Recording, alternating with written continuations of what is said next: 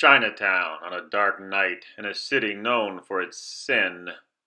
Not the best place for a down and out gumshoe. But hey, beggars can't be choosy now, can they? And plus, the food was to die for.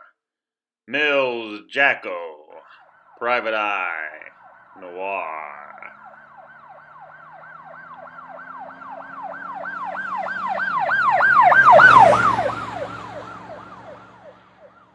It was August, and Las Vegas was in the grips of a solar vortex, an outdoor oven.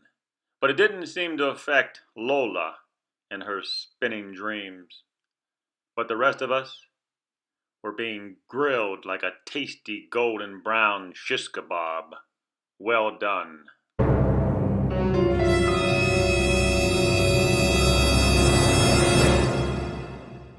I just got off the bus. My 1978 Bandit Trans Am was in the shop, a blown head gasket. And after riding the city bus for 2 hours, I thought my own head was going to blow a gasket. I was on the curious case of Timon the Greek. Apparently he was spending money like a drunken sailor on steroids, and Sin City was the last place his family wanted him to be. They wanted me to find him and bring him back to Los Angeles, where he made his fortune on penny ante stocks. Originally he was from Greece, and his parties in LA were legendary, with every dirtbag degenerate within 100-mile radius crashing his week-long parties. In fact, some of the homeless stayed for months. Timon had last been seen downtown, hanging out with some lowlifes, I hear. My first stop was Fremont Street, looking for Dinosaur. If anyone had seen Timon, it would have been Dino. The dinosaur came through, and I slipped him a fin. My first lead from Dino led me to Binion's dice tables, where there is no limit. Your first bet is your maximum, and I'm sure Timon fit in perfect. But apparently I just missed him by a couple 7-outs. Line away, suckers. Next stop, Ocean's 11. I was getting thirsty, and this case was off to a rocky start. I needed some motivation. 2 doubles, and 45 minutes later, I'm on the strip. I heard about a dice game that had some promise. Word on the street was Timon would drop 50 large on a good day at the Cromwell, so I was going to stop in and take a peek.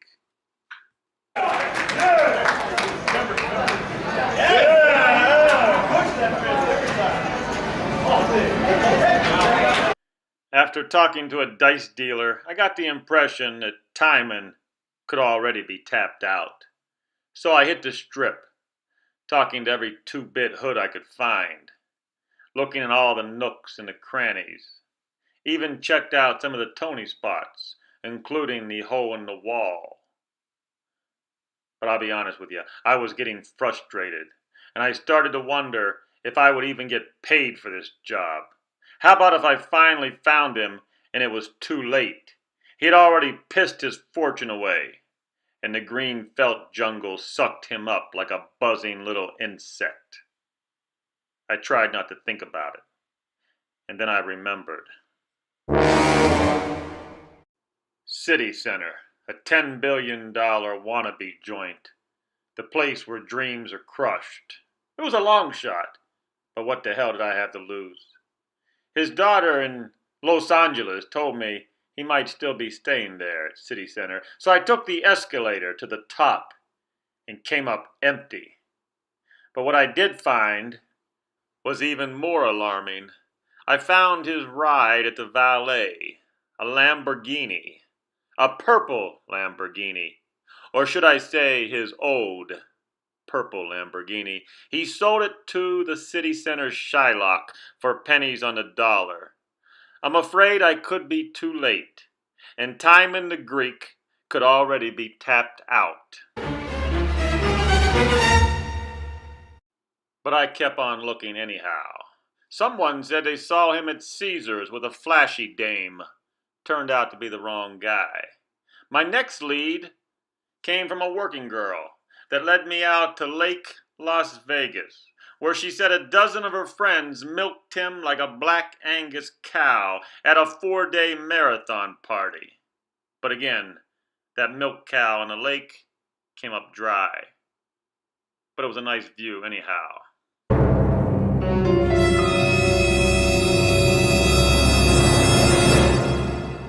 I was getting frustrated, and it was time to visit the bottom dwellers, the no-limit scoundrels. So I checked the poker tables, but there was no sign of Timon the Greek. And then I got a last-minute phone call from the family in Los Angeles. They were getting calls from a Las Vegas bank, and they were getting alarmed. They wanted me to stop in there and talk with the branch manager at the bank. But I didn't like her attitude, and I was getting nowhere. On my way to Ocean's 11 to wet the whistle, I decided to check out a small grind joint right around the corner, ask around, peek into some of the cubby holes, and check out some of the local talent. As I was moseying through the casino, nothing, nada, zip. You can imagine my attitude by now. And then, when I walked out the door, and I least expected it,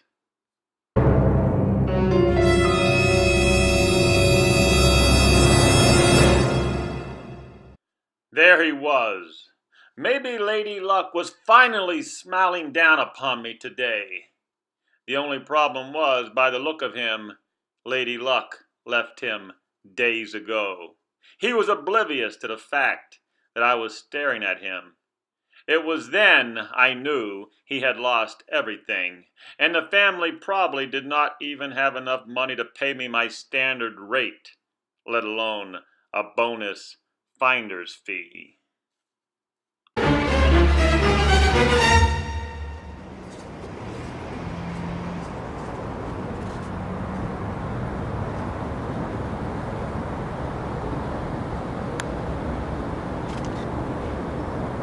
Hey, Timon. How do you know my name?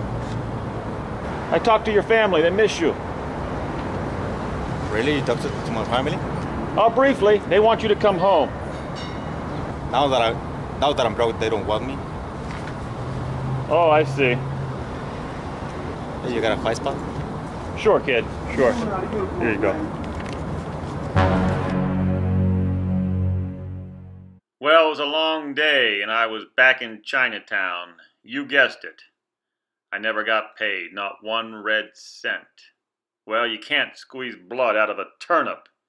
And Timon won't be the last man to lose a fortune in Sin City. As for me, I think I will pass on the dead duck and go with the flounder. Put it on a tab, Ling Ling. Tomorrow's another day. Chinatown on a dark night in a city known for its sin. Mills Jacko, Private Eye, Noir.